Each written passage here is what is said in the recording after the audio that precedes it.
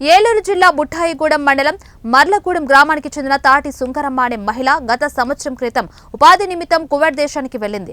ప్రస్తుతం అక్కడున్న వారు తనని చాలా ఇబ్బందులకు గురి చేస్తున్నారని సెల్ఫీ వీడియో తీసి సోషల్ మీడియాలో అప్లోడ్ చేయడంతో ఆ వీడియో చూసిన పోలవరం ఎమ్మెల్యే చిర్రి బాలరాజు స్పందించి వారి కుటుంబ సభ్యులతో వీడియో కాల్ ద్వారా మాట్లాడారు.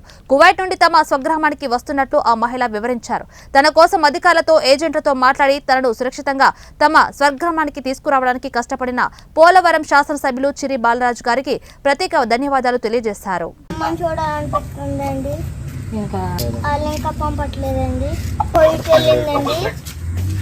సార్ ఎమ్మెల్యే సార్ శంకరు మాసిల్లండి సంవత్సరం క్రితం వెళ్ళి చాలా ఇబ్బంది పడుతుందండి. వెళ్ళిన కాడ నుంచి చాలా ఇబ్బందిగా పడుతున్నారు. ఆయనకి భోజనం కూడా పెడతలేదంట. హెల్త్ కండిషన్ కూడా బాగోలేకపోతే ఆయన పట్టించుకోవట్లేదు, చూస్తలేదు.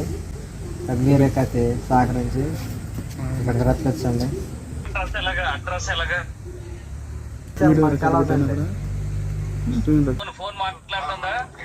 మాట్లాడుతుందండి.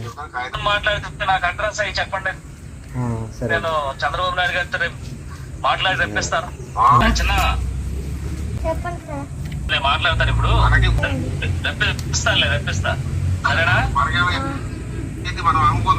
సరే, నేను రప్పిస్తా.